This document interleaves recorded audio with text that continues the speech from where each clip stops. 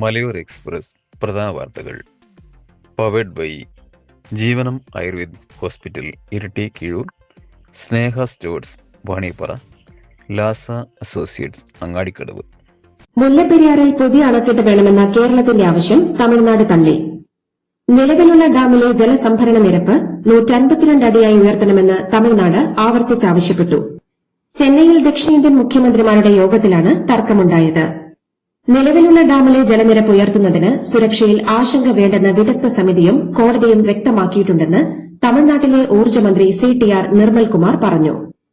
മുല്ലപ്പെരിയാറിൽ പുതുതായി നിർമ്മിക്കുന്ന അണക്കെട്ടിൽ നിന്നുള്ള മുഴുവൻ വെള്ളവും തമിഴ്നാടിന് നൽകാമെന്നും അണക്കെട്ടിന്റെ നിർമ്മാണ ചെലവ് കേരളം വഹിക്കാമെന്നും അണക്കെട്ടിന്റെ മാതൃകാ നിർമ്മാണം, സ്ഥാനം എന്നിവ തമിഴ്നാടിന് തീരുമാനിക്കാമെന്നും ദക്ഷിണേന്ത്യൻ സംസ്ഥാനങ്ങളുടെ സോണൽ കൌൺസിൽ യോഗത്തിൽ മുഖ്യമന്ത്രി VD സതീശൻ പറഞ്ഞിരുന്നു.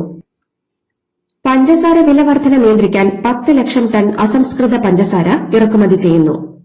തീരുവരഹിത ഇറക്കുമതിക്കാണ് അനുമതി. 2 മാസത്തിനിടെ രാജ്യത്ത് പഞ്ചസാര വില കുതിച്ചുയർന്നിരുന്നു. ഓണക്കാലത്ത് കേരളത്തിൽ പഞ്ചസാരയുടെ വില കിലോയ്ക്ക് 59 രൂപ വരെയാണ് ഉയർന്നത്.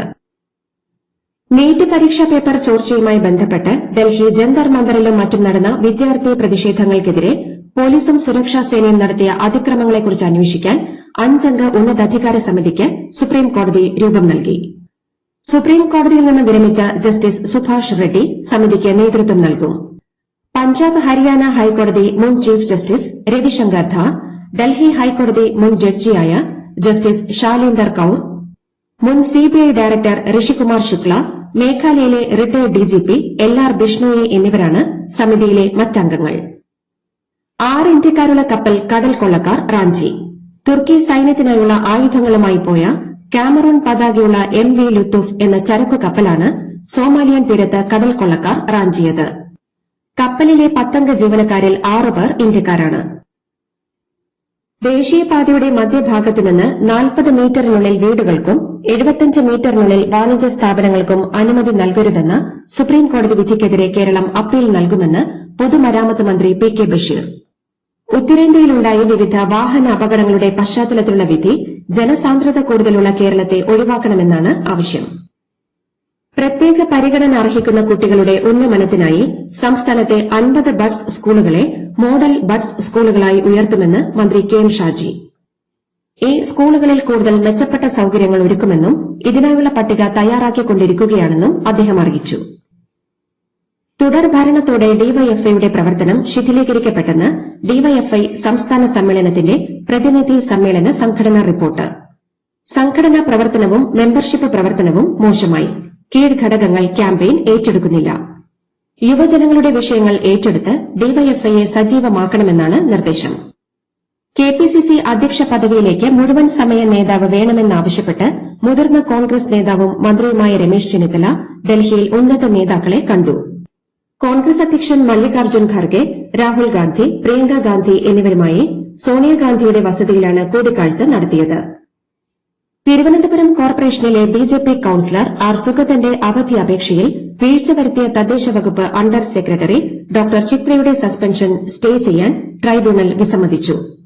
വിശദമായ മറുപടി സമർപ്പിക്കുവാൻ സർക്കാരിന് സാവകാശം അനുവദിച്ചു. കേരള സർവകലാശാലയിൽ ലോ കോളേജുകളിലെ ഉത്തരക്കടലാസുകളുടെ മൂല്യനിർണ്ണയത്തിലെ അപാകതകൾ പരിശോധിക്കാൻ നടപടികളുമായി വൈസ് ചാൻസലർ. സമീപകാലത്ത് നടന്ന പുനർമൂല്യനിർണ്ണയത്തിന്റെയും ഉത്തരക്കടലാസുകളുടെയും വിവരങ്ങൾ പരീക്ഷാ കൺട്രോളറോട് VC റിപ്പോർട്ട് തേടി. പുനർമൂല്യനിർണ്ണയത്തിൽ വാരിക്കോരി മാർക്ക് നൽകുന്നുവെന്ന് ആക്ഷേപം ഉയർന്നിരുന്നു. പരീക്ഷാ മൂല്യനിർണ്ണയത്തിലെ വീഴ്ചകൾക്കെതിരെ SFI പ്രതിഷേധവുമായി രംഗത്തെത്തി. ഓപ്പറേഷൻ തൂഫാന്റെ ഭാഗമായി സംസ്ഥാനത്ത് 74 പേർ കൂടി അറസ്റ്റിലായതോടെ ആകെ അറസ്റ്റിലായവരുടെ എണ്ണം 10,015ആയി. ആകെ 9,280 കേസുകളാണ് ഇതുവരെ എടുത്തിട്ടുള്ളത്. കൊച്ചി മെട്രോയുടെ പേര് കേരളം മെട്രോ എന്ന പുനർനാമകരണം ചെയ്യാൻ KMRL MD ലോക്നാഥ് ബെഹ്റ സംസ്ഥാന സർക്കാരിന് ശുപാർശ സമർപ്പിച്ചു. ഇതേസമയം കൊച്ചി മെട്രോയുടെ പേര് കേരളം മെട്രോ എന്ന് മാറ്റാനുള്ള ശുപാർശ നടപ്പാക്കരുതെന്നാവശ്യപ്പെട്ട് ഹൈബി ഈഡൻ MP മുഖ്യമന്ത്രി VD സതീശന് കത്തയച്ചു. പുലിക്കളിക്കെതിരായ വിമർശനത്തിൽ ഖേദം പ്രകടിപ്പിച്ച് നടനും എഴുത്തുകാരനുമായ VK ശ്രീരാമൻ. തൃശൂരിലേത് സിംഗിൾ തീം കാർണിവലാണെന്ന് മനസ്സിലാക്കാതെയുള്ള അഭിപ്രായ പ്രകടനം പക്വതയുള്ളതായിരുന്നില്ലെന്നാണ് ഖേദക്കുറിപ്പ്. അസ്ഥിബന്ധങ്ങളിലെ വേദനയും സന്ധികളിലെ തേയ്മാനവും കാരണം വിഷമിക്കുകയാണോ? നിങ്ങളുടെ ശാരീരിക ബുദ്ധിമുട്ടുകൾക്കുള്ള പൂർണ്ണ പരിഹാരവുമായി ജീവനം ആയുർവേദിക് ക്ലിനിക്. പരമ്പരാഗത ആയുർവേദ രീതിയും ആധുനിക അറിവുകളും സമന്വയിപ്പിച്ചുള്ള ശാസ്ത്രീയമായ ബോൺ സെറ്റിംഗ്, അസ്ഥികളുടെ ഘടന വീണ്ടെടുക്കുന്നതിനുള്ള ബോൺ അലൈൻമെന്റ് എന്നിവയാണ് ഞങ്ങളുടെ പ്രത്യേകത. വേദനകളില്ലാതെ, പാർശ്വഫലങ്ങളില്ലാതെ പൂർണ്ണ ആരോഗ്യം വീണ്ടെടുക്കാം. ജീവനം ആയുർവേദിക് ക്ലിനിക്, ആശ്വാസത്തിലേക്കുള്ള ശരിയായ പാത. ജീവനം, കീഴൂർ, ഇരിട്ടി. സർക്കാർ അധികാരത്തിലെത്തി 3 മാസം കഴിഞ്ഞപ്പോൾ മന്ത്രി ബിന്ദു കൃഷ്ണയ്ക്ക് പ്രൈവറ്റ് സെക്രട്ടറിയായി മന്ത്രി നിർദ്ദേശിച്ച CS ശരത് ചന്ദ്രനെ PSI നിയമിക്കാൻ മുഖ്യമന്ത്രി അനുമതി നൽകി. വാദപ്രതിവാദങ്ങൾക്കിടെ കോടതി നടപടികൾ റെക്കോർഡ് ചെയ്ത് പ്രചരിപ്പിച്ച അഭിഭാഷകന് കോടതികളിൽ വിലക്കേർപ്പെടുത്തി ഹൈക്കോടതി. അഡ്വക്കേറ്റ് മാത്യൂസ് ജെ നെടുമ്പാറയെയാണ് ഹൈക്കോടതി ചീഫ് ജസ്റ്റിസ് വിലക്കിയത്. തൃശൂരിൽ ഡിവൈഎഫ്ഐ സമ്മേളനത്തിൽ അവതരിപ്പിച്ച മിസ്സ നാടകത്തിനെതിരായ വിമർശനങ്ങൾക്ക് മറുപടിയുമായി സംസ്ഥാന സെക്രട്ടറി VK സനോജ്. അടിയന്തരാവസ്ഥയിലെ പീഡനത്തിനിരയായ സ്നേഹലത റെഡ്ഡിയുടെ കഥ പറയുന്ന നാടകത്തെ സദാചാര കണ്ണടയിലൂടെ കണ്ട് വിമർശിക്കുന്നവർ അടിയന്തരാവസ്ഥയുടെ ക്രൂരതകളെ മറയ്ക്കാൻ ശ്രമിക്കുകയാണെന്ന് സനോജ് ആരോപിച്ചു. ഓണത്തോടനുബന്ധിച്ച് വിപണിയിലെ വിലക്കയറ്റം തടയാൻ സപ്ലൈകോ എല്ലാ ക്രമീകരണങ്ങളും പൂർത്തിയാക്കിയതായി മന്ത്രി അനൂപ് ജേക്കബ് അറിയിച്ചു. അവശ്യ സാധനങ്ങളുടെ ലഭ്യത ഉറപ്പാക്കുന്നതിനൊപ്പം കലൂരിലെ ഓണം മെഗാ ട്രേഡ് ഫെയറിലേക്ക് സൌജന്യ ബസ് സർവീസും സർക്കാർ ഒരുക്കിയിട്ടുണ്ട്. കുപ്രസിദ്ധ ഗുണ്ട മരട് അനീഷിനെ മരട് പോലീസ് കാപ്പ ചുമത്തി അറസ്റ്റ് ചെയ്തു.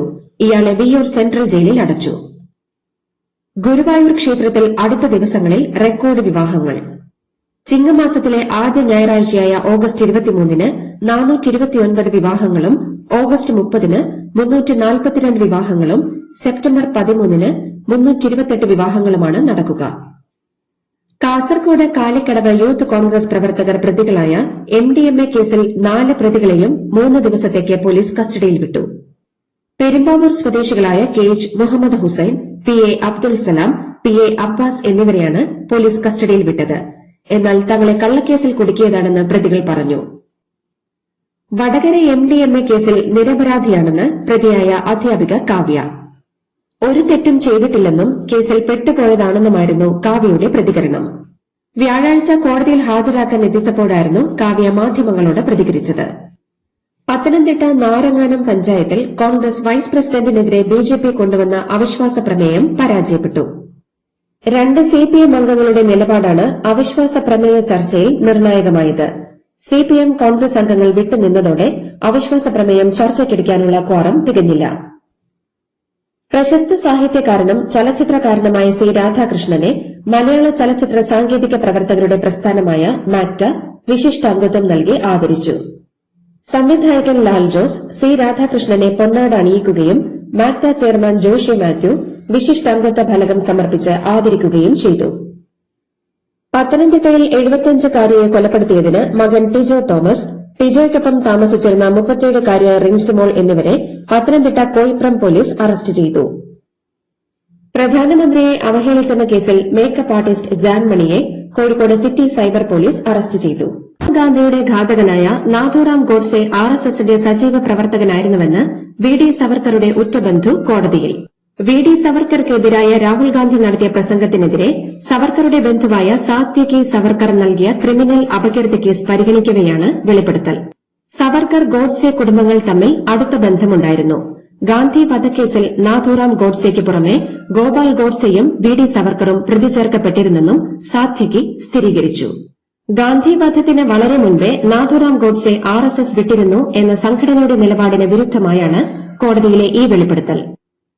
സ്വകാര്യ ആശുപത്രികളിലെ സാമ്പത്തിക ചൂഷണവും അനിയന്ത്രിതമായ ചികിത്സാ ചെലവുകളും നിയന്ത്രിക്കാൻ ശുപാർശകളുമായി പാർലമെന്ററി സ്ഥിരം സമിതി. രാജ്യസഭാ MP പ്രൊഫസർ രാംഗോപാൽ യാദവിന്റെ അധ്യക്ഷതയിലുള്ള ആരോഗ്യ കുടുംബക്ഷേമ പാർലമെന്ററി സമിതി സമർപ്പിച്ച റിപ്പോർട്ടിലെ നിർദ്ദേശങ്ങൾ കേന്ദ്ര ആരോഗ്യ മന്ത്രാലയത്തിന്റെ പരിഗണനയിലാണ്. ഒഡീഷ തലസ്ഥാനമായ ഭുവനേശ്വറിൽ പോലീസും ഓൺലൈൻ ഓട്ടോ ടാക്സി ഡ്രൈവർമാരും തമ്മിൽ സംഘർഷം. 400 ഓട്ടോറിക്ഷകളും ടാക്സികളും പോലീസ് പിടിച്ചെടുത്തു. വാഹനങ്ങളുടെ പെർമിറ്റ് റദ്ദാക്കാൻ ഗതാഗത വകുപ്പ് നടപടികൾ ആരംഭിച്ചു. ഗതാഗതം തടസ്സപ്പെടുത്തി അക്രമാസക്തരായി സമരം ചെയ്തതിനെതിരെയാണ് പോലീസ് നടപടി.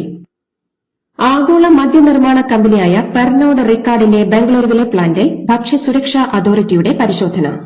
മദ്യ ബ്രാൻഡുകളായ ബ്ലെൻഡേഴ്സ് പ്രൈഡ്, റോയൽ സ്റ്റാഗ് എന്നിവയുടെ സാമ്പിളുകൾ ഉദ്യോഗസ്ഥർ ശേഖരിച്ചു. $4,000 കോടി മദ്യ വ്യവസായമാണ് പെർനോഡ് റിക്കാർഡ് ഇന്ത്യയിൽ നടത്തുന്നത്.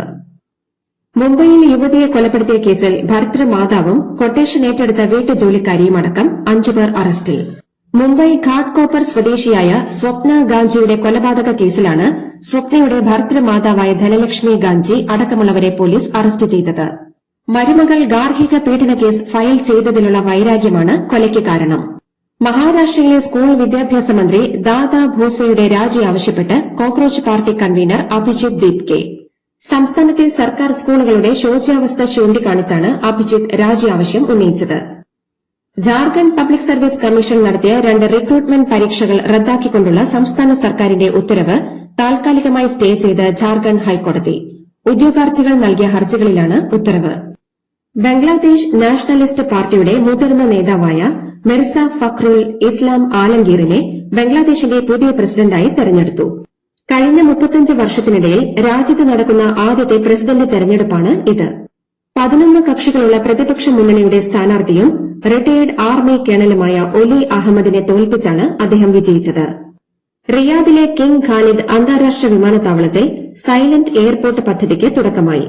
പദ്ധതിയുടെ ആദ്യഘട്ടം അന്താരാഷ്ട്ര ടെർമിനൽ 5-ലാണ് പ്രാബല്യത്തിൽ വന്നത്. ഇവിടെ ഇനി അനൗൺസ്മെന്റുകൾ ഉണ്ടാകില്ല, പകരം സ്ക്രീനിൽ എഴുതി കാണിക്കും. ഇറാന്റെ മിസൈൽ ഭീഷണി മൂലം UAE-യിൽ നിന്നുള്ള വിമാന സർവീസുകൾ പ്രതിസന്ധിയിലായി. Emirates, Etihad, Air Arabia, fly Dubai എന്നീ പ്രമുഖ UAE വിമാന കമ്പനികളും നിരവധി അന്താരാഷ്ട്ര വിമാന കമ്പനികളും സർവീസുകൾ റദ്ദാക്കി. ചിലത് സമയം പുനഃക്രമീകരിച്ചു. America കീഴടങ്ങണമെന്ന് Iran. തങ്ങളുടെ മേഖലയിൽ നിന്ന് അമേരിക്ക സ്ഥലം വിടണമെന്നും ആക്രമിച്ചാൽ തിരിച്ചടിക്കുമെന്നും ഇറാൻ മുന്നറിയിപ്പ് നൽകി. മേഖലയിലെ കാര്യങ്ങൾ ഇനി ഇറാൻ നിശ്ചയിക്കുമെന്നും ഇറാൻ പാർലമെന്റ് ദേശീയ സുരക്ഷാ കമ്മീഷൻ മേധാവി അവകാശപ്പെട്ടു. പലസ്തീനിലെ വെസ്റ്റ് ബാങ്കിൽ 200 കിടക്കകളുള്ള സൂപ്പർ സ്പെഷ്യാലിറ്റി ആശുപത്രി നിർമ്മിക്കാൻ ഇന്ത്യ 2 വർഷത്തിനുള്ളിൽ പൂർത്തിയാക്കുന്ന ആശുപത്രിക്കായി തറക്കല്ലിട്ടു. ജനീൻ ഗവർണറേറ്റിലാണ് ഇന്ത്യയുടെ പുതിയ സൂപ്പർ സ്പെഷ്യാലിറ്റി ആശുപത്രി വരുന്നത്. കേരള ക്രിക്കറ്റ് ലീഗിന്റെ 3ാം സീസണിലെ ആദ്യ മത്സരത്തിൽ തൃശൂർ ടൈറ്റൻസ് കാലിക്കറ്റ് ഗ്ലോബ് സ്റ്റാർസിനെ 7 വിക്കറ്റിന് പരാജയപ്പെടുത്തി. ആദ്യം ബാറ്റ് ചെയ്ത കാലിക്കറ്റ് 137 റൺസെടുത്തപ്പോൾ 19 പന്തുകൾ ബാക്കി നിൽക്കെ തൃശൂർ ലക്ഷ്യം കണ്ടു. ലോക ബാഡ്മിന്റൺ ചാമ്പ്യൻഷിപ്പിൽ സിംഗിൾസിൽ ഇന്ത്യയുടെ ആയുഷ് ഷെട്ടിയും PV സിന്ധുവും പ്രീ ക്വാർട്ടറിൽ പുറത്തായി. ഇന്തോനേഷ്യയുടെ ആൽവെ ഫർഹാനോടായിരുന്നു ആയുഷിന്റെ തോൽവി. വനിതാ സിംഗിൾസിൽ 2ാം ഗെയിം നേടിയ PV സിന്ധു 3ാം ഗെയിമിൽ ചൈനയുടെ വാങ് സെയുമായി പൊരുതി കീഴടങ്ങുകയായിരുന്നു. ഇംഗ്ലണ്ടിനെ സമനിലയിൽ പിടിച്ച് ഹോക്കി ലോകകപ്പിന്റെ 2ാം റൌണ്ടിൽ കടന്ന് ഇന്ത്യൻ വനിതകൾ.